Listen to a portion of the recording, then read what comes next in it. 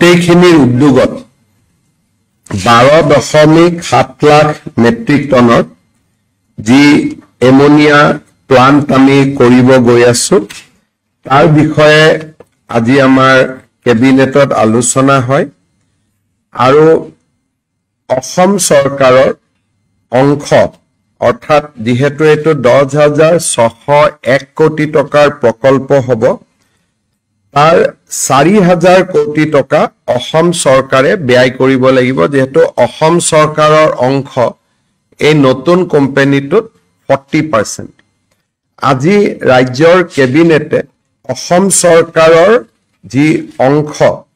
সেই অংশ ব্যয় কৰিবৰ বাবে উদ্যোগ বিভাগক কৰ্তৃত্ব প্ৰদান কৰে এই উদ্যোগটোৱে ফাৰ্টিলাইজাৰ উদ্যোগটোৱে 460 জন পাৰ্মানেন্ট আৰু 1500 জন আন ধৰণৰ কৰ্মচাৰীৰো নিয়োগ সৃষ্টি কৰিব আৰু 10,000 কোটি টকা ব্যয়েৰে নিৰ্মাণ হ'ব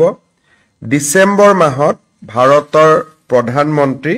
নৰেন্দ্ৰ মোদী ডাঙৰীয়াই নামৰূপ সাৰ কাৰখানাৰ বা আসাম ভেলী ফাৰ্টিলাইজাৰ কৰ্পোৰেচনৰ নতুন যেটো প্ৰকল্প তাৰ আধাৰশিলা স্থাপন কৰাৰ সম্ভাৱনা আছে আমি বহু দিনৰ পৰা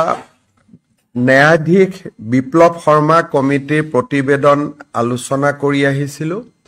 অসম চুক্তিৰ 6 নম্বৰ দফা অনুসৰি 6 নম্বৰ দফাত জাষ্টিস বিপ্লৱ কুমাৰ শৰ্মাৰ এটা ৰিকমেন্ডেশন আছিল যে সত্ৰসমূহৰ প্ৰিজাৰ্ভেশ্যন আৰু ডেভেলপমেন্টৰ কাৰণে এখন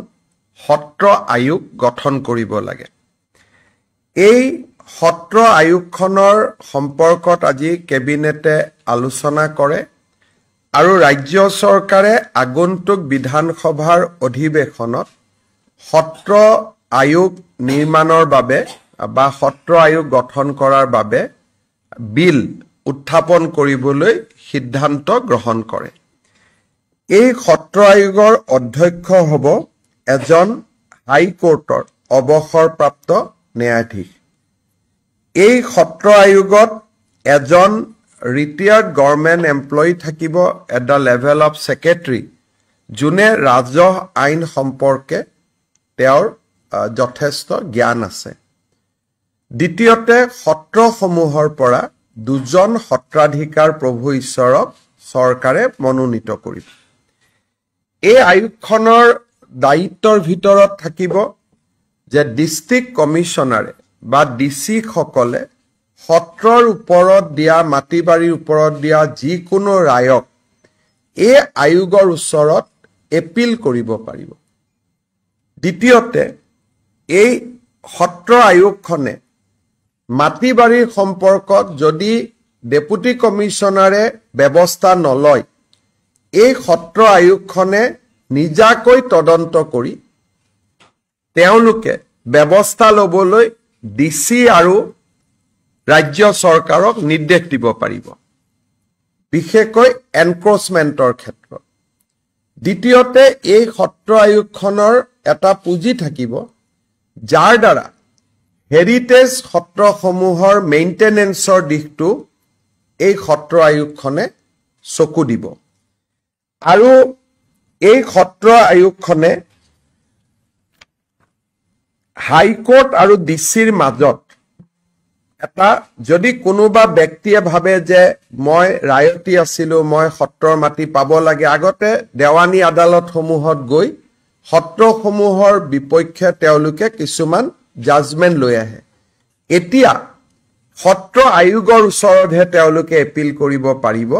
আৰু সত্ৰ আয়োগৰ পিছতহে তেওঁলোকে হাইকোৰ্টলৈকে যাব পাৰিব অৰ্থাৎ মাটিবাৰীৰ ক্ষেত্ৰত ৰাজ্য চৰকাৰ আৰু জিলা আয়ুক্ত সকলৰ ওপৰত এই সত্ৰ আয়োগখনে এটা ক্ষমতা পাব যি ক্ষমতাৰ জৰিয়তে সত্ৰৰ ভূমিসমূহ সংৰক্ষণৰ বাবে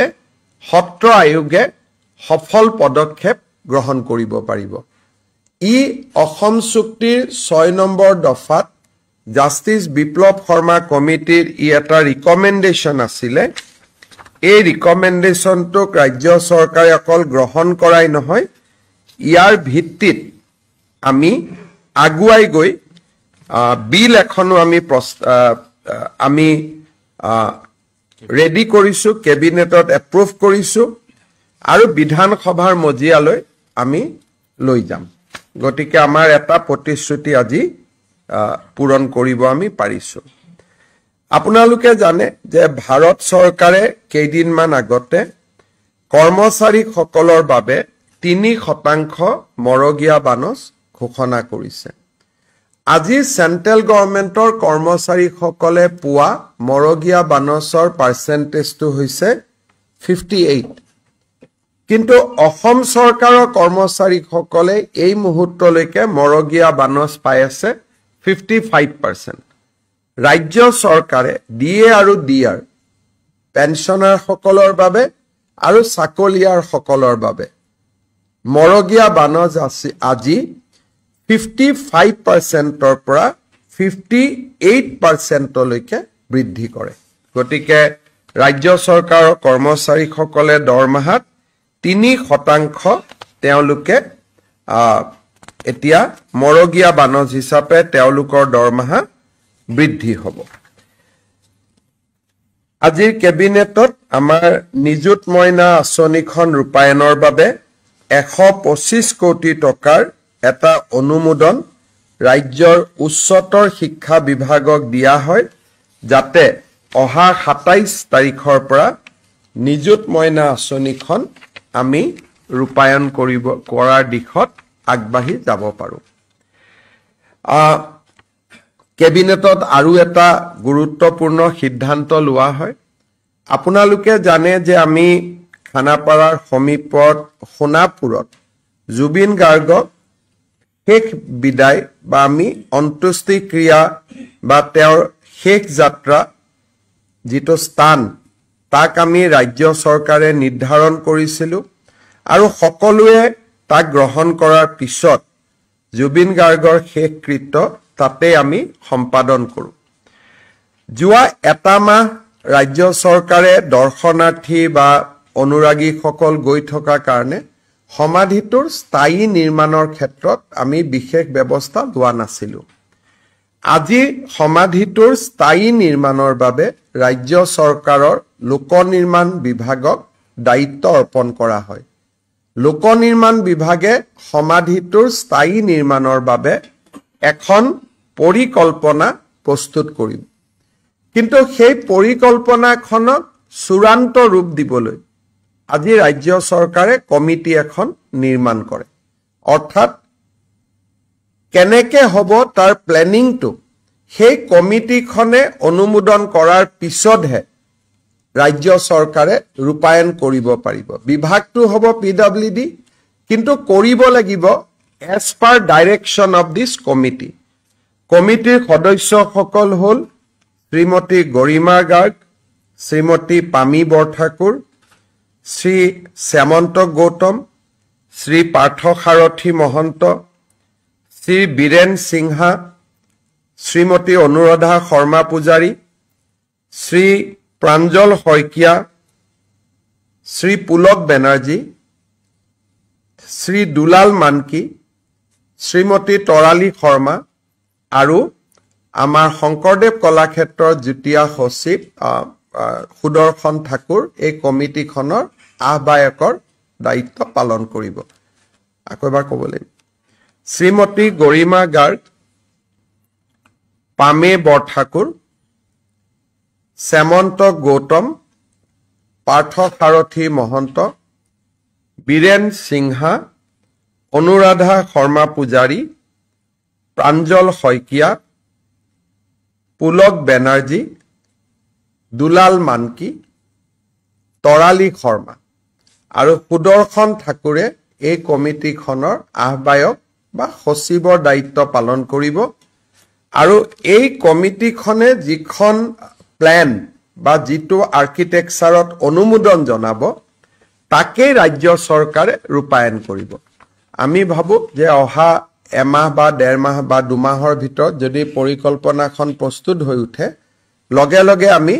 সমাধি ক্ষেত্ৰৰ স্থায়ী নিৰ্মাণৰ বাবে আমি আগুৱাই যাব পাৰিম মৃত্যুৰ তদন্তৰ ওপৰত আজি আমাৰ কেবিনেটত কেইটামান গুৰুত্বপূৰ্ণ কথা আলোচনা হয় SIT আমাক জনাইছে যে নৱেম্বৰ মাহৰ পিছত যিকোনো মুহূৰ্ততে তেওঁলোকে চাৰ্জশিট দাখিল কৰিব পাৰিব অৰ্থাৎ যদিও ষ্টেটুটৰিলি তেওঁলোকৰ হাতত 90 দিন থাকে কিন্তু তেওঁলোকে ভাবে যে নৱেম্বৰ মাহৰ ভিতৰতে তেওঁলোকে তদন্ত সামৰি আদালতক অভিযোগনামা দিয়াৰ পথত আগবাঢ়িব নৱেম্বৰৰ শেষত হওক ডিসেম্বৰৰ ফাৰ্ষ্ট উইকত হওক কেবিনেটে আজি গুৱাহাটী উচ্চ ন্যায়ালয়ৰ মুখ্য ন্যায়াধীশক এটা ৰিকুৱেষ্ট কৰিবৰ বাবে সিদ্ধান্ত গ্ৰহণ কৰে যাতে এখন ফাষ্ট ট্ৰেক কোৰ্ট যাতে ন্যায় প্ৰদানৰ প্ৰক্ৰিয়া খুব সোনকালে হ'ব পাৰে কাৰণ মই দেখিছো যে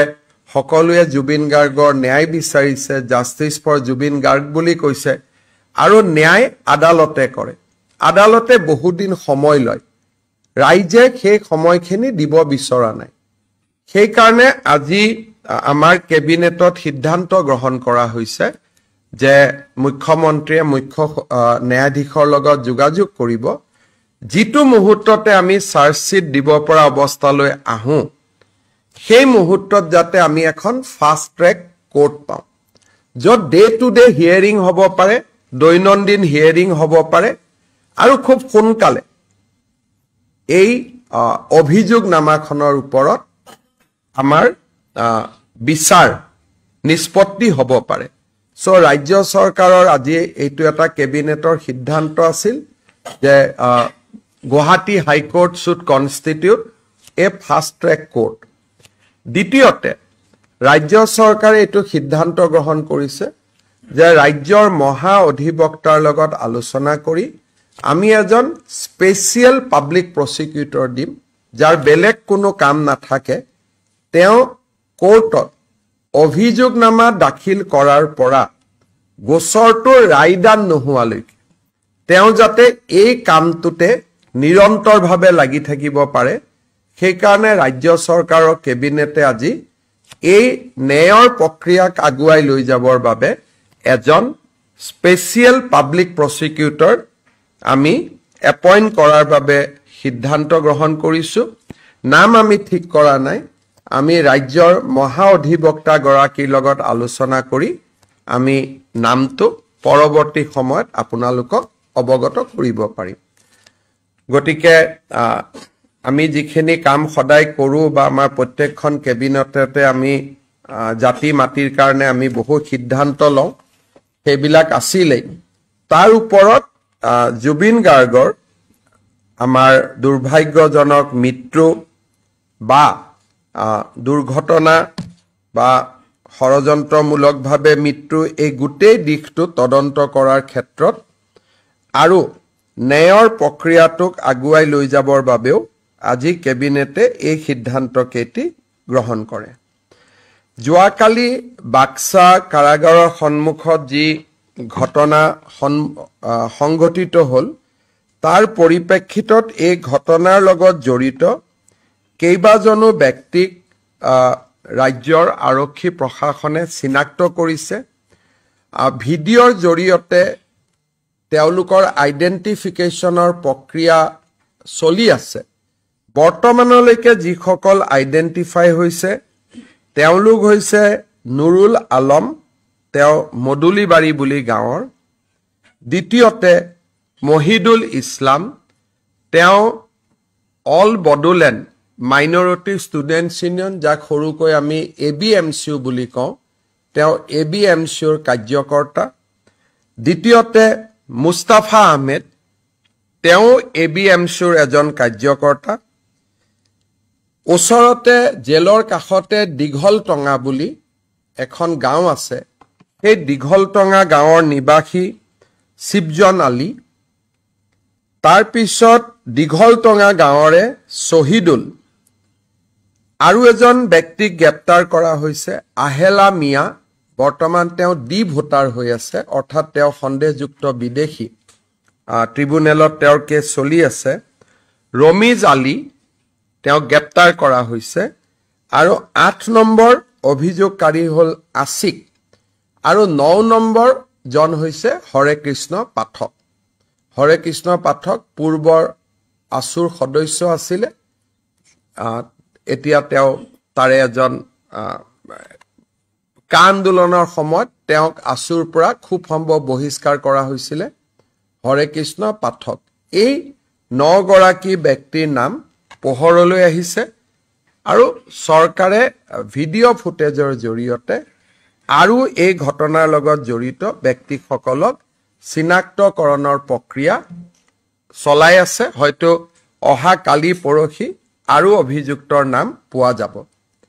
ৰাতিপুৱা মন্ত্ৰী ৰঞ্জিত দাসক মই এইমছলৈকে পঠাইছিলোঁ যোৱাকালিৰ ঘটনাৰ লগত দুজন লোক এইমছত দুজন যুৱক এইমছত চিকিৎসাধীন হৈ আছিলে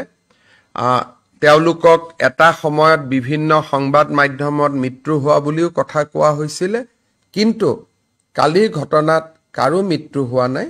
দুইজন ব্যক্তি এতিয়া ষ্টেবল আৰু ৰিকভাৰীৰ পথত আগবাঢ়িছে বুলি এইমছ কৰ্তৃপক্ষই মন্ত্ৰী ৰঞ্জিত দাসক অৱগত কৰিছে মোৰ ফালৰ পৰা এইখিনি যদি আপোনালোকে কিবা সুধিব Sorry, if you can repeat. লাঠি চাৰ্জ আৰক্ষীয়ে প্ৰথম কৰা নাই গোটেই ঘটনাটো এটা যদি ভিডিঅ' ক্লিপ চাই অকণমান ধাৰণাটো ভুল হ'ব যেতিয়া গুৱাহাটীৰ পৰা গাড়ীখন গৈ আছিলে তেতিয়া তাতে পেভাৰ্ছ ব্লক আছিলে পেভাৰ্ছ ব্লকবিলাক খুলি গাড়ীৰ ওপৰত পেভাৰ্ছ ব্লকেৰে 150 মান যুৱকে আক্ৰমণ কৰিছিল তেতিয়া তাত আমাৰ অসম আৰক্ষীৰ জোৱান এগৰাকী আঘাতপ্ৰাপ্ত হয় আৰু তেওঁ হস্পিটালাইজ হয় গতিকে প্ৰথম শিলাবৰ্ষণ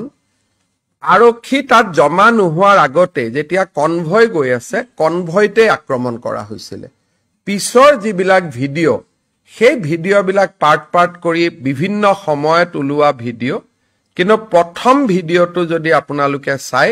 তেতিয়া সাংবাদিকসকলৰ লগতো তাতে মই কথা পাতিছো যিকেজন সাংবাদিকক মই জানো সাংবাদিক আৰু আৰক্ষীয়ে গুলীবৰ্ষণ শিলাবৰ্ষণত দলঙৰ তলতো আশ্ৰয় ল'বলগীয়া হৈছিল আৰু তাত নিউজ লাইভৰ সাংবাদিক গৰাকীও আছিল মই তেওঁৰ লগতো কথা পাতিছিলো গতিকে সকলোৱে এটো কথা কৈছে যে চলন্ত গাড়ীত প্ৰথমতে আক্ৰমণ কৰা হয় গতিকে ইয়াত আমি যিবিলাক ভিডিঅ' পাইছো সেই ভিডিঅ'বিলাক কাট পিছৰ ভিডিঅ' দ্বিতীয়তে আৰু এটা কথা কৈছে যে বাস্কা জেলখন খুব ভাল তাতে বিছনাও নাই আজি ৰূপেশ গোৱালাই আমাক কৈছে যে তাতে ইভেন বিছনাও নাই কাৰণ জেলখন নতুন আছিলে কোনোবাই কৈছে তাত এয়াৰ কণ্ডিশ্যন আছে তাত ভালকৈ ইলেক্ট্ৰিচিটি কানেকশ্যনো নাই কোল্ড ড্ৰিংকছ খিনি খাইছিলে পুলিচৰ কনষ্টেবল কেইজনে খোৱা পানীটো পুলিচৰ হাতত থকা কাৰণে নিজে খাবৰ কাৰণে ৰখাৰ কাৰণে দুই এজন বাতৰি কাকতে অভিযুক্তৰ কাৰণে বুলি ক'লে এটা অভিযুক্ত খাওক নাখাওক ডিউটিত থকা পুলিচেটো পানী খাব লাগিব তেওঁলোকতো জুবিনৰ অনুৰাগী গতিকে এই আৰু জেলখনৰ ভিতৰতো আপোনালোকক কেতিয়াবা আমি লৈ যাব পাৰিম আপোনালোকে চাব পাৰিব তাত দূৰণিলৈকে কতো এয়াৰ কণ্ডিশ্যন নাই এইটোকে কৈছো যে আপোনালোকে নিজে চিন্তা কৰক কালি যদি দুজন লৰাৰ মৃত্যু হ'লহেঁতেন তাৰ দায়িত্ব কোনে ল'ব লাগিলহেঁতেন আজি ইচ্ছা কৰিলে এই দুজন লৰাই যে গুলি খালে তাৰ গোটেই দায়িত্বটো ৰাজআতিথ্য দিয়া বুলি কোৱা চেনেলজনৰ সাংবাদিকজনক আমি আইনমতে আজি গ্ৰেপ্তাৰ কৰিব পাৰো কাৰণ তেওঁৰ হাতত কোনো প্ৰমাণ নাই যিখন জেলত বিছনাও নাই আজি ৰূপেশ গোৱালা কেবিনেটত আমি সুধিছিলো যে এই জেলত কি আছে বোলে দাদা তাততো বিছনাও নাই অকল মেট্ৰেছ আছে নিৰাপত্তা দিব লৈ যোৱা হৈছে ৰাজআতিথ্য নহয় দুইটাৰ মাজত পাৰ্থক্য আছে তাত ক'লে এয়াৰ কণ্ডিশ্যন আছে আজি এই দুইজন ল'ৰা যে যদি মৃত্যু হ'লহেঁতেন এই মৃত্যুৰ দায়িত্ব কোনে ল'লেহেঁতেন শীতল পানীয় বুলি কোৱা চেনেলটোৱে নহলে ৰাজআতিথ্য দিয়া বুলি কোৱা চেনেলটোৱে এতিয়া মই কাৰো ওপৰত ষ্টিক হ'ব খোজা নাই সকলোকে ধৰি লৈছো জুবিন অনুৰাগী কিন্তু যদি কালিৰ ঘটনাটোৰ তদন্ত হয় তেতিয়ালে প্ৰথম প্ৰভোকেশনটো এটা চেনেলৰ সাংবাদিকৰ পৰা আহিব যোনে ৰাজআতিথ্য দিয়া বুলি ক'লে নাম্বাৰ 2 শীতল পানীয় খোৱা বুলি ক'লে গতিকে ক্ৰিমিনেল কেছটো এনেকুৱা হয় যে সাংবাদিকসকলৰ ফ্ৰীডম অফ স্পীচ আছে কিন্তু হসা মিছা বাতৰি কৈ থকাটো ফ্ৰীডম অফ স্পীচৰ ভিতৰত নপৰে গতিকে এই বিষয়টো মই ভাবো যে আপোনালোকে যদি জেলখন চাব খোজে যাবও পাৰিব দুটা দিন পিছত পৰিৱেশটো অলপ ঠাণ্ডা হৈ গলে জেল ৰাজআতিথ্যৰ জায়গা হ'ব পাৰে নেকি জেল কেনেকে ৰাজআতিথ্যৰ জায়গা হ'ব পাৰে আমি একেখন টকা খৰচ কৰি জেলহে বনাইছো আমিতো হোটেল বনোৱা নাছিলো জেলত কি থাকে সৰু সৰু ৰুম থাকে এটা ৰুমৰ পৰা এটা ৰুমত আহিব নোৱাৰা ডাঙৰ ডাঙৰ ওয়াল থাকে জেলত ৰাজআতিথ্য হ'ব পাৰে নেকি যদি আমি হোটেল এখনক জেললৈকে কনভাৰ্ট কৰিলোহেঁতেন তো ৰঞ্জন দৈমাৰী ক্ষেত্ৰত আমি তেওঁক এটা গেষ্ট হাউচত ৰাখিছো এনডিএফবিৰ বহুত কেইজন একিউজত চিৰাঙত এখন আমি গেষ্ট হাউচত ৰাখিছো তাত ক'ব পাৰে ৰাজআতিথ্য বুলি আৰ্গুমেণ্টছে কিন্তু জেলতে ৰাখিলে জেলখন কেনেকে ৰাজআতিথ্য হ'ব পাৰে গতিকে বিষয়টো কোলৈকে লৈ যোৱা হৈছে মই ভাবো যে ডেফিনেটলি সেই পেপাৰখনক জাষ্টিস সৌমিত্ৰ শইকীয়া কমিটিয়ে মাতিব সাক্ষী দিবৰ কাৰণে কাৰণ অসম চৰকাৰে তাত এফিডেভিট দিব এই চেনেলটোৰ বিপক্ষে যাতে জাজে এটুক চাই কাৰণ আমি যদি পুলিচে ধৰি লৈ যায় আমাক অভিযোগ দিব অহা কালি খুব সম্ভৱ জাষ্টিস শইকীয়া কমিশনে এফিডেভিট বিচাৰিব আমাৰ এফিডেভিটত যিমানে আজিলৈকে উৰা বাতৰি উলিয়ালে আমি গোটেইবোৰ আমাৰ এফিডেভিটত দিম যিমানে আজিলৈকে উৰা বাতৰি উলিয়ালে সুপ্ৰিম কোৰ্টত পিটিশন যোৱাই নাই আপোনালোকে আৰম্ভ কৰিলে কেনেকে পিটিশন যাব পাৰে পিটিশনখনতে লিখা আছে ডিফেক্টিভ বুলি তাৰমানে পিটিশনখন শুদ্ধ কৰি দিয়া নাছিল কাৰণে পিটিশনখনৰ ওপৰতে লিখা আছে ডিফেক্টিভ পিটিশন বুলি সেই পাৰ্টটো আপোনালোকে নেদেখুৱালে আৰু ডিফেক্টিভ কাৰণে আজিলৈকে সুপ্ৰিম কোৰ্টত এখন পিটিশন নাহিলে ইয়াৰ ওপৰত মানুহ বহি গল কেনেকে দিব পাৰে কোৰ পৰা দিলে কেনেকে দিলে তেওঁ সিংগাপুৰত নাছিলে গুৱাহাটীতে ঘূৰি আছিল প্লেনত কোনোবা সিদ্ধাৰ্থ শৰ্মা আহিছে আপোনালোকে এইজন সিদ্ধাৰ্থ শৰ্মা বুলি উলিয়াই দিলে তানে বাৰে বাৰে আপোনালোকে অসমখনক এটা এজত লৈ গৈ আছে মই আপোনালোক মানে নাম ধৰি কোৱা নাই যে এইজন বাৰে বাৰে নিজৰ জননী জন্মভূমি ইমানটো দুৰ্ঘটনাৰ এজত লৈ যাব নালাগে কালি এই দুজন লৰা ছোৱালী যদি লৰাৰ মৃত্যু হলহেঁতেন আপোনালোকে ক'লেহেঁতেন অসম চৰকাৰে জবাব দিয়ক কিন্তু আসল দুখটো কাৰ ওপৰত আছিল ৰাজআতিথ্য জীৱনত যোনে বাক্সা জেল দেখাই নাই পাঁচটা যে সিএ আন্দোলনৰ সময়ত মৰিলে তেওঁলোকৰ কথা কেতিয়াবা আপোনালোকৰ মনত আহে নে নাই কেতিয়াবা মনত পৰে নে নাই কাৰোতো মনত নপৰে মাক বাপেকৰ মনত পৰি থাকে আজি এই দুজন লৰা যদি মৃত্যু হলহেঁতেন মাক বাপেকে জীৱনৰ কাৰণে দুজন সন্তানক হেৰুৱাই দিলেহেঁতেন আপোনালোকে হয়তো দুটা টিআৰপি পালেহেঁতেন গতিকে মই ভাবো যে হসা কথাখিনি আমাকে সুধি ল'ব না যে সেই জেলত এসি আছে নেকি মোক এটা হোৱাটছআপ কৰিলে মই ৰিপ্লাই দি দিম কক আৰু কি আছে yesterday what have happened outside the Baksa jail and given the fact that those people who have been identified by the police now their backgrounds seems to be influenced so do you think that there is a pattern or a concerted attempt to re-establish the so যিদিনাখন অসমত মানুহে ঈদ নাপাতিবৰ বাবে সিদ্ধান্ত ল'ব সিদিনাখন মই কম যে একো পেটাৰ্ণ নাই সেইকাৰণে মাই judgement is reserve Durga Puja নাপাতিব সিদ্ধান্ত ললো ভাষণী নাপাতিব সিদ্ধান্ত ললো দীপাৱলী নাপাতিব সিদ্ধান্ত ললো 25 ডিসেম্বৰত বৰদিন আহি আছে আমি কি সিদ্ধান্ত ল'ম মই চাওঁ Mr. Chief Minister, if you can... তাৰ পিছত ঈদ আহিব তাৰ পিছত আমি পাতুনে নাই চাওঁ যদি সবেই ইদু নাপাতে বৰদিনো নাপাতে তেতিয়ালে there is no pattern everybody দুখিত হৈ আছে কিন্তু সবেই যদি সব পাতে আৰু আমাকহে যদি পাতা বন্ধ কৰে তেতিয়াতো আমি কবই লাগিব there is a pattern বুলি সেইকাৰণে আজি মই একো নকম আমি ৰখিব লাগিব to get this answer সেইকাৰণে আজিয়ে যদি মই কৈ দিও pattern আছে that will be wrong গতিকে it is a matter যে we have to wait for next 3 4 5 months তেতিয়া আমি গম পাম যে প্যাটার্ন আছে নে নাই আজিয়ে কোৱাটো শুদ্ধ নহয় ইটোটো আপোনালোকে তাত ইনপুট নাই সাংবাদিক কেজনে মাটি মাটি লৈ আহিলে মানুহ কেজন ইনপুটটো পুৰা ইনপুট তাত কোনো নাছিল গোটেইখিনি পেপাৰৰ সাংবাদিকখিনি তাৰে গুট খালে গুট খাই মাটি মাটি আনিলে লৰা ছোৱালী কেইটাক তাৰ পিছত তাতে আৰম্ভ কৰিলে যে বাক্সাত লৈ আহিছে জুবিনৰ হত্যাকাৰী বুলি That is the first step. তাৰ পিছত দীঘলটঙা গাঁৱৰ পৰা মানুহখিনি গুছি আহিলে ওচৰত 11টা বজালৈকে তাত কোনো নাই আপোনালোক চেনেল বিলাকতে লাইভ হৈ আছে তাত জনশূন্য মই মোৰ নিজৰ কোনো ইনফৰমেশন নাই আপোনালোকৰ চেনেল বিলাকতে চাব তাত এজনো মানুহ নাছিলে প্ৰথম অৱস্থাত মানুহখিনিক যেতিয়া লাইভ হল এই হৰে কৃষ্ণ পাঠক বোলা লৰাজনে প্ৰথম ফেসবুক কৰে around 11 o'clock তাৰ পিছত সাংবাদিক সকল গৈ পালে বাইট দিবৰ কাৰণে মানুহক মাতি আনিলে 34 people তাৰ পিছত বাইট দি থাকুতে দীঘলটঙা গাঁৱৰ পৰা এই মানুহখিনি ওলাই আহিলে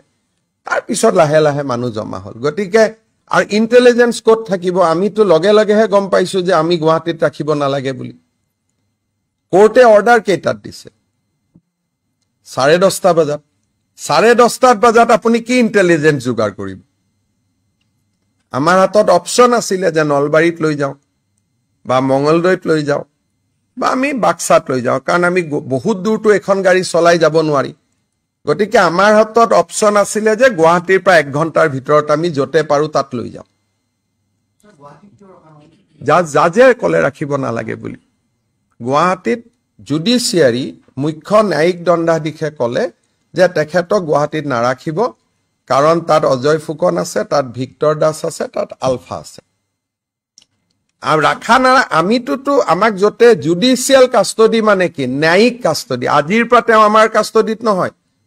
জুডিচিয়াল কাষ্টডি ন্যায়িক জিম্মা কোড হ'ব হেতু ন্যায়ালয়ে নিৰ্ধাৰণ কৰে গমে পোৱা নাছিলে নহয় তেওঁলোকক আগদিনা আমি ইন্ডিকেট কৰি ৰাখিছো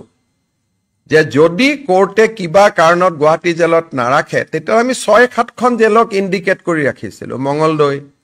নলবাৰী বাক্সা গোৱালপাৰা গুৱাহাটীৰ কাষত যিমান মৰিগাঁও গোটেই কেখন জেলকে আমি কৈ ৰাখিছিলো যে ভাই যাব পাৰে কাৰণ আমিতো না জানো আমি ভাবিছিলো যে কোৰ্টে কোনোবা এখন জেলৰ নাম ধৰি দিব যেতিয়া কোৰ্টে কলে যে তোমালোকে গুৱাহাটীৰ বাদে যতে ইচ্ছা তাতে লৈ যোৱা তেতিয়া আমি সিদ্ধান্ত ললো যে নলবাৰী জিলা আৰু গুৱাহাটী জেলৰ মাজতো কোনো পাৰ্থক্য নাথাকিব ইয়াত কয়েদি কম আছে তো তাতে লৈ যাও এটা মই কি কম কালিলৈকে হিতেশ দেৱ শৰ্মাই মোৰ এগেইনষ্টতে লিখি থাকে এটা মইও কম এটো মোৰ বিৰুদ্ধে বাপেক পুতেকৰ ষড়যন্ত্ৰ বুলিহে ক'ব লাগিব এটা ডাঙৰ কথা হৈছে যে যি সকলে মোৰ প্ৰতি আক্ৰমণ কৰে দুদিন পিছত আপোনালোক প্ৰথম অৱস্থাত তেওঁলোক আপোনালোকৰ লগত হিতেশ দেৱ শৰ্মা ইমান দিন আছিল আপোনালোকৰ লগত মানে আপোনালোক আৰু হিতেশ দেৱ শৰ্মা মোটামুটি এটা কেম্পতে আছে কালিৰ পৰা কেম্পটো ভাঙি গল এটা হিতেশ দেৱ শৰ্মাক যদি মই কিবা কৰো অহা যোৱা কালি যদি মই কিবা কৰিলেতেন আপোনালোকে তো মোক একদম পিঠি ফালি দিলে আৰু হিতেশ দেৱ শৰ্মা মোৰ মানুহ নহয় আপোনালোকৰ মানুহ এটা কৰিব লাগে নে নালাগে আপোনালোকে কক তেওঁ আপোনালোকৰ হে মানুহ তেওঁটো গোটেই ফেসবুক খনন মোৰে এতিয়াতো মই উল্টাই কব খোজো যে আমাক বেয়া পোৱা মানুহখিনিয়ে শত্ৰুতামি কৰি কালি গোটেই ঘটনাটো কৰিলে তো হিতেশ দেৱ শৰ্মা তেওঁ লৰা তেনেকেও মই কব পাৰো কিন্তু মইতো এইটো কথা কোৱা নাই because as a CM I cannot be unreasonable মোক বহুতে কৈ আছে যে স্যাৰ কৈ দিয়ক গীতাৰ্থই কৰি দিলে হিতেশ দেৱ শৰ্মা তো আপোনাৰ এগেইনষ্টৰ মানুহ এই ইকোসিস্টেমৰ মানুহ আমাৰ বিৰোধী সিস্টেমটোত গতিকে কৈ দিব পাৰিব যে এটো কংগ্ৰেছে ষড়যন্ত্ৰ কৰিলে মইতো এটো কোৱা নাই মইতো উল্টাই ডিফেন্ড কৰিছো শত্ৰু হক বন্ধু হক মইতো উল্টাই ডিফেন্ড কৰিছো যে যেটো পংকজে প্ৰশ্ন কৰিলে মইতো তাৰ লগত হাওঁবৰ দিব পাৰিলোহেঁতেন যে গোটেই ঘটনাটো হিতেশ দেৱ শৰ্মা লৰাই কৰিলে বুলি এইটোতো নহয় নহয় যেটো নহয়তো ক'ব লাগিব তাততো টাইমাৰটো চালে গম পাব ঘটনাটো কেইটাৰ ইটো ঘটনা কেইটাৰ তেওঁ কি কৰিছে কি কৰা নাই তদন্তটো সব আহিব কিন্তু হিতেশ দেৱ শৰ্মা কাৰ মানুহ পিছত লাষ্ট 3 মাহ কাৰ মানুহ 6 মাহ কাৰ মানুহ আপোনালোকৰ মানুহ এই গোটেই ঘটনাটোতো তেওঁৰে ফেসবুক পোষ্ট সাৰ্কুলেশন হৈ আছে এনেকে মানুহবোৰ খৰি খৰি গৈ থাকিব সবৰ পতে যেতিয়া এটা ঘটনা হয় গুলি চালনা হয় তাৰ এটা দণ্ডাধীশ পৰ্যায় তদন্ত হয় এটো ৰুলতে আছে গতিকে তদন্ত ডেফিনেটলি হ'ব পুলিচে গুলি খুলিলেই তদন্ত হয় যে কিয় গুলি খুলিলে তাৰ উত্তৰ পুলিচে দিবই লাগিব কোৰ্টক গতিকে তদন্তটো অনিবাৰ্য কোনো কাৰো ব্যক্তিৰ বিৰুদ্ধে নহয় ঘটনাটোৰ ওপৰত হ'ব আৰু যোনে সাক্ষী দিয়ে যেনেকৈ আপোনালোকে যদি গৈ কয় যে এটো মোৰ লগত ভিডিও আছে টাইমিং ইজ 10:30 বেলেগ কথা কিন্তু আৰু ভিডিও আছে যে এটো বহুত পিছৰ টাইমিং হয় কাৰণ তেতিয়ালৈকেতো ময়ে যোগাযোগ কৰি আছো এটো ঘটনাৰ সময়লৈকে ময়ে টিভি চাই আছো বাৰে বাৰে ময়ে ফোন কৰি আছো এটোতো একদম লাষ্টৰ কথা কিমান পুলিচ আহিলে কিমান নাহিলে মই ডিজিপিক ফোন কৰি আছো ডিজিপিও বেচেৰা দিল্লীত আছিল নাছিলে তো কাৰণ আমিনো কেনেকৈ জানো তাত যে মানুহ তাত যে যাব আমাৰ যদি ৰাজআতিথ্য দিয়া প্ল্যান থাকিলেতেন তাততো আমি এইবিলাকে গোটেই খেলিমেলি কথা এটা টিভিয়ে কৈছে আমি তাত ৰাজআতিথ্য দিবলৈ গৈছো যদি আমি ৰাজআতিথ্য দিবলৈ গৈছো তাততো পুলিচ থাকিব লাগিব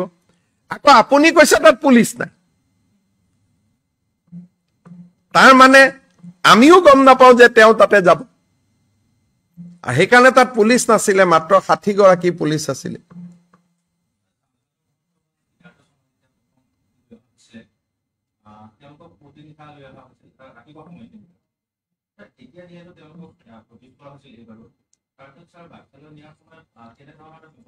আমি একানে কৰিব নখুজিলো কাৰণ যি সময়তে জুডিশিয়াল কাস্টডি দিয়ে তাৰ পিছত পুলিচে ৰাখিব নোৱাৰে আইনে হেতুক নামানে তেওঁক যদি ৰাখিব খুজিলোহেতেন আমি মেজিষ্ট্ৰেটৰ কাষতে বহাই থব লাগিব বা মেজিষ্ট্ৰেটৰ লগত যে এটা সেল আছে তাতে ৰাখিব লাগিব আৰু স্বাভাৱিকভাৱে আমাৰ সদায় চিন্তা থাকে যে ৰাজধানীৰ পৰা আমি অতৰাই লৈ যাওঁ তেওঁক যে আমি অলপ পানবজাৰ ষ্টেচনলৈকে লৈ আহিলো ডিসাইড কৰাৰ কাৰণে সেইটো ৰং জুডিশিয়াল কাস্টডিৰ পিছত কোৰ্টৰ অৰ্ডাৰ নোহোৱাকৈ পুলিচে আনিব নোৱাৰে তেওঁ যেতিয়াই আমি তেওঁক 14 দিন হোৱাৰ পিছত প্ৰডিউস কৰি দিলো তেখেতসকল ন্যায়ালয়ৰ প্ৰপাৰ্টি হৈ গল তাত আৰু আমি ৰাতিলৈকে যিবিলাকে কৈছে যে গধূলিলৈকে লৈ যাব পাৰিলেতেন ৰাতি লৈ যাব পাৰিলেতেন হে অনুমতিটো পুলিচৰ নাথাকে ইমানখিনি সময় যেটো আমি ৰাখিলোহেতেন that would have been illegal custody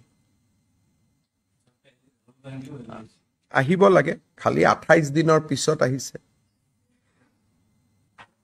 Jyotiraditya Scindia কিৰণ ৰিজিজু প্ৰথম দিন আহিলে তেওঁ 28 দিনৰ পিছত আহিছে তাৰ মানে জুবিনৰ মূল্য ইমানেই আছে মানে আমাৰ দুখন বিয়া থাকে এখন মেইন বিয়া এখন বাহি বিয়া আমি বিচাৰিছিলো যে কংগ্ৰেছ দলৰ এজন জ্যেষ্ঠ ব্যক্তি জুবিনৰ সমাধিত আমাৰ লগত থাকক অন্ত্যেষ্টিক্ৰিয়াত আমাৰ লগত থাকক যোনে নহক প্ৰিয়ংকা গান্ধী হওক ৰাহুল গান্ধী হওক কোনো আপত্তি নাছিলে কাৰণ এটোতো অৰাজনৈতিক আজিও আহিছে আমি ভাল পাইছো খালি 28 দিনৰ পিছত আহিছে হেতু আমি মনত ৰাখিব লাগে ভূপেন হাজৰিকাৰ ক্ষেত্ৰত একেবাৰে নাহিলে জুবিনৰ ক্ষেত্ৰত যি নহক 28 দিনৰ মূৰত আহিব বুলি শুনিছো অলপ ইমপ্ৰুভ হৈছে অসমৰ ক্ষেত্ৰত কিন্তু কংগ্ৰেছৰ ঘড়ী এতিয়াও 28 দিন পিছতে দৌৰে আমাৰ হিয়াৰামথু জুবিন গাৰ্গৰ ক্ষেত্ৰত 28 দিন পিছত ঘড়ী কাটা চলাটো অলপ দুৰ্ভাগ্যজনক বুলিয়ে কম তথাপিতো দেৰ হয় দুৰুস্ত হে দেৰিকৈ হলেও আহিছে গতিকে আমি অইনদিনাখন আহিলে মই কিবা কিবি বেয়াকৈ কওঁ কিন্তু কালি যেহেতু জুবিন গাৰ্গৰ কাৰণে আহিছে মই স্বাগতম জনাইছো মুকু যদি মাতে সেইখিনি সময়ত আপুনি থাকিব গৰিমা গাগৰ ওচৰত ময়ো যাব পাৰো কোনো কথা নাই Mr. Chief Minister, today the cabinet has taken some very key decision in terms of the Zubin Garg investigation. If you can briefly tell in English. Today we have constituted a very powerful committee who will approve the drawing and designs for the Samadhi of Zubin Garg. And that committee constitute his wife as well as many members of his close family and friend circle. We have included them. Second, we have decided to constitute a fast track court because we have been given an understanding by the SIT that they will be able to file the search sheet on time. And in fact, going one step forward, they have already unraveled the basic motive of the entire incident, and SIT has actually progressed very, very commendable way. Finally, along with a fast track court, we have decided to appoint a special public prosecutor as per recommendation of the Advocate General of Assam. Finally, we are also thankful to the Singapore government for allowing Assam police team to visit Singapore on 21st. That was a constant request Assam government has made. Yesterday, when I met Dr. Joy Shankar, External Affairs Minister, he immediately called Singapore authority and he conveyed my uneasiness of not allowing Assam police team to visit Singapore. Because of the interference at the level of External Affairs Minister Dr. Joy Shankar, today Singapore has approved the visit of Assam police team. The Singapore police position was very clear. They met me, the High Commissioner met me. They said that in Singapore, whenever such kind of incident take place, they takes 3 months to complete the investigation. And during these 3 months, they do not talk. They remain in silent mood. Unlike India, the police are not allowed to speak, police are not allowed to meet anybody.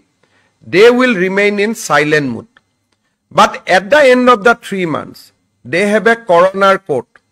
like our court. There they will put up the report.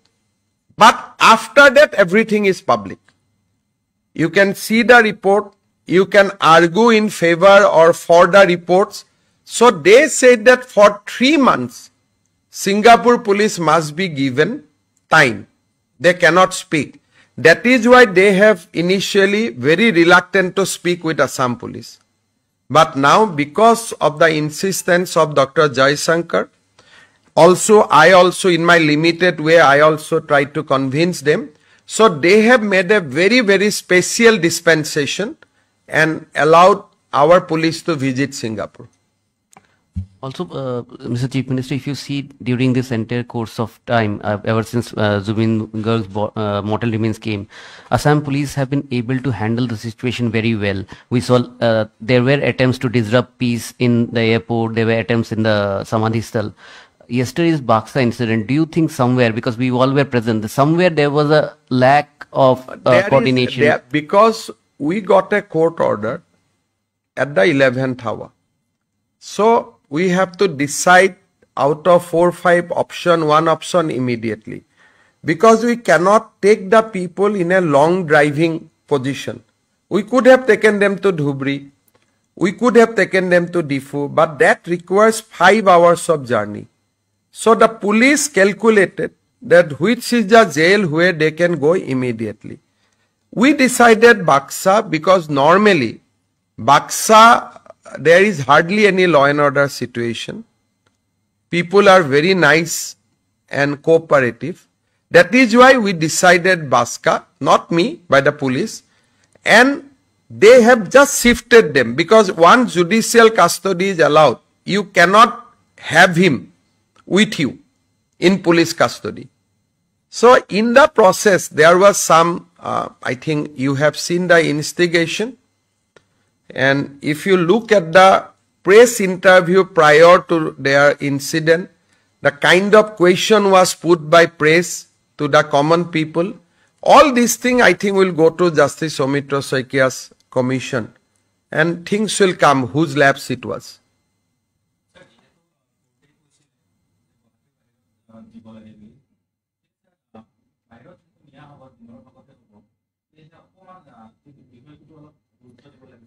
গুৰুত্ব আমি কেনেকে দিব পাৰো আপুনি কথাটো বুজি পোৱা নাই 10:30 বজাত কোৰ্টে আমাক নিৰ্দেশ দিলে যে তেওঁক এখন সিকিউৰ জেলত লৈ যাও আমি কোট ৰাখি থম তেখেতক সেই মাজৰ সময়খিনি কবাত ৰাখি থলেতো আমি চাহ খুৱাব লাগিব ভাত দিব লাগিব আপোনালোকে কি অৱস্থা কৰিলেহেঁতেন ভাব কি ধৰণে আমি চলি আছো এটা আমাৰ বাদে কোনেও নাজানে 28 দিন আমি কোনেও খোৱা নাই বাক জুবিনৰ কাৰণে নুখুলে ভাল লাগিলহেঁতেন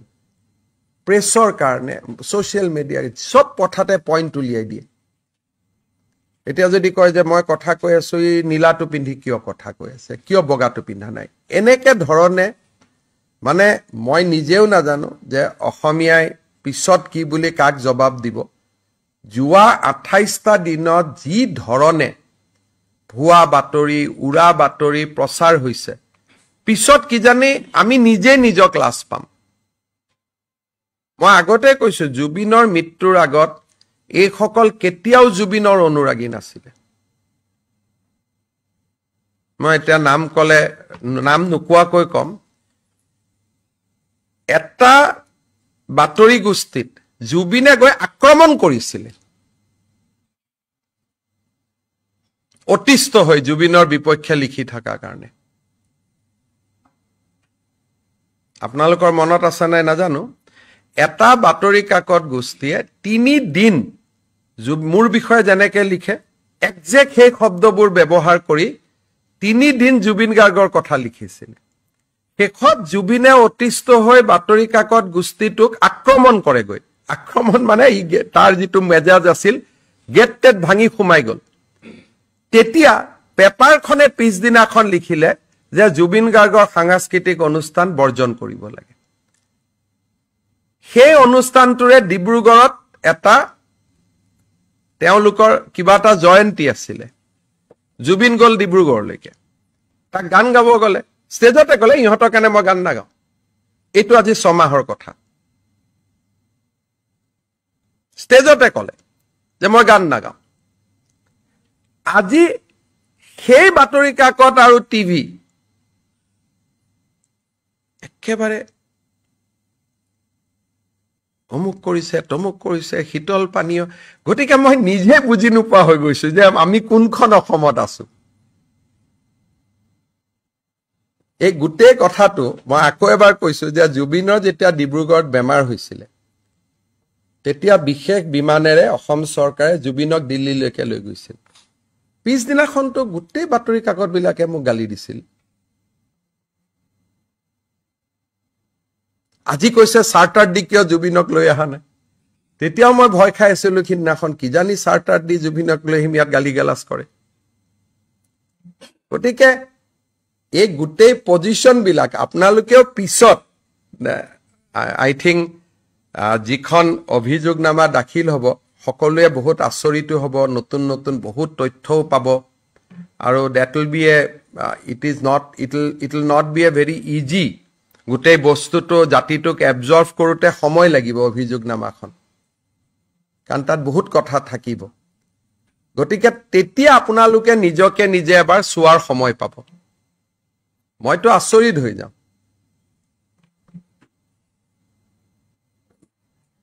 জুবিন ইমান এটা মহান অন্তৰ আছিল কংগ্ৰেছৰ সদস্যসকলে জুবিনক আক্ৰমণ কৰে গণেশগুৰিত 2020 জুবিনে কেছ দিলে নিজে যে মোক আক্ৰমণ কৰিলে এবছৰ পিছত জুবিনে গৈ কোৰ্টত কৈ আহিলে যে মোৰ ইহঁতৰ লগত একো নাই আপোনালোকে জানে নাজানে মই নাজানো মই ষ্টৰীটো কৈ দিছো 2020ত গণেশগুৰি ফ্লাইঅভাৰ তলত যুৱ কংগ্ৰেছৰ লৰাসকলে জুবিনক আক্ৰমণ কৰে আক্ৰমণ কৰাৰ পিছত জুবিনে নিজে কেছ দিয়ে নিজৰ হাতৰ চহী দি এবছৰ পিছত জুবিনে আদালতত গৈ কয় যে লৰাকেইটাৰ লগত মোৰ একো দুশ্মনী নাই ইহঁতক এৰি দিও গতিকে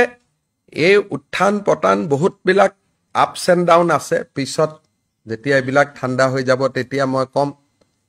মই আজি ৰাতিপুৱা মোক এজনে 3খন পেপাৰ দি থৈ গৈছে ইমান ফুল পেজ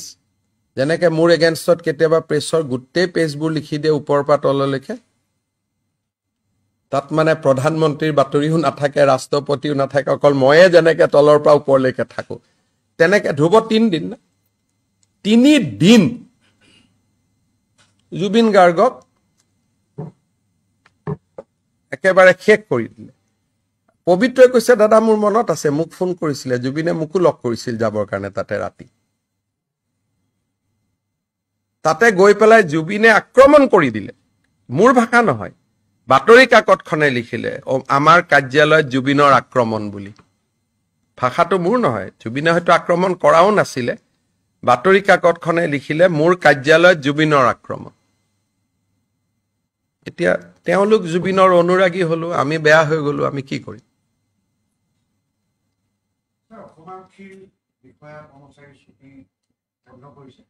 এতিয়াতো ক'ৰ পৰা ছুটিত যাব দিব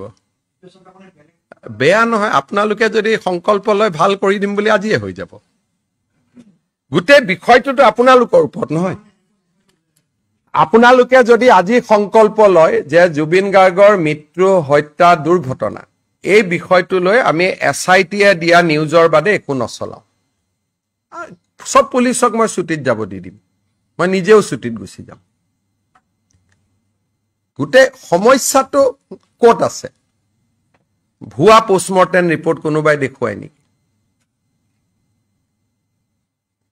কি কৰি আছো আমি অলপতো চাব লাগিব আৰু এইবিলাকৰ ৰিজাল্ট কি হ'ব কালি আপোনালোকে কৈছে পানবজাৰ থানাত যদি গণ্ডগোলটো লাগিলহেঁতেন সেইখিনি সময়ত স্কুলৰ ল'ৰা ছোৱালী আপ এণ্ড ডাউন কৰে তাতে যদি পাথৰবাজি হলহেঁতেন কিমান বাচ্চাৰ কি হলহেঁতেন আপোনালোকে চিন্তা কৰক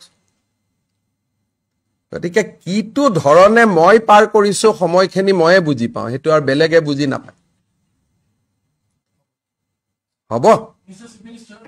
আৰু আছে নে বাকি ইমান কলো There is a media report citing intelligence sources that Park-based Jaish-e-Mohammed is setting up camps in Assam. চক এইবাৰ বিধানসভাত দুখন ডাঙৰ আইন আহিব আৰু এই দুইখন আইনৰ জৰিয়তে আমি যেটো কৈছিলো জাতি মাটি ভেটি দুটা শেষ গজাল মাৰিবৰ কাৰণে আমি চেষ্টা কৰিম আজিয়ে মই আইন দুখনৰ বিষয়ে ক'ব খোজা নাই নেক্সট কেবিনেটত এপ্ৰুভ হোৱাৰ পিছত কম সো জুবিনৰ ঘটনাটোক লৈ আমি যেনেকে দুখিত তদন্তৰ প্ৰক্ৰিয়া ক্ষিপ্ৰগতিত কৰি আছো আমি আমাৰ মেইন কামটো এৰি দিয়া নাই আমি আমাৰ মেইন যেটো জাতি মাটি ভেটি তাতে আমি লাগি আছো আৰু আপোনালোকে দেখা পাব যে অহা কেবিনেটত আমি দুখন অহা পাটাৰ কেবিনেটত দুখন ডাঙৰ আইন আমি আনিম যেটো 25 নৱেম্বৰত বিধানসভাৰ মজিয়াত আমি লে কৰিম কাৰণ জেসি মহম্মদক কিবা এই যে 8 জন লৰাই হল আজি মই অভিযোগ কৰা নাই তেওঁলোক জেনুইন ইনোসেন্ট হ'ব পাৰে কিন্তু এটা প্যাটাৰ্ন এটাটো আপোনালোকে দেখা পাইছে আজি মই একো কোৱা নাই যদি অহা বছৰ সকলো মানুহে কৈ দিয়ে যে আমি ইদু পালন নকৰো হিন্দুৱে যেহেতু দীপাৱলী জুবিনৰ কাৰণে পালন নকৰিলে আমি ইদু পালন নকৰো তেতিয়ালেতো মই মানে ক'ব লাগিব যে হয় এটো কোনো ষড়যন্ত্ৰ নাই একো নাই এটো এটা খুব ধুনিয়া পৰিবেশ এটা অসমত নিৰ্মাণ হৈছে কেশৱ দাহিনান ভাষণত কৈছে যে জুবিনৰ মৃত্যুৱে যিখন অসমৰ পৰিবেশ গঢ়ি দিলে বুলি এজিপিত কৈছে কিন্তু পৰিবেশটো গঢ়ি দিলে নে নাই তাৰ কাৰণে বৰদিন খ্ৰীষ্টমাছ ঈদলৈকে ৰখিব লাগিব আজি এটো ক'ব নোৱাৰে হয় নে নহয় বহুত বহুত ধন্যবাদ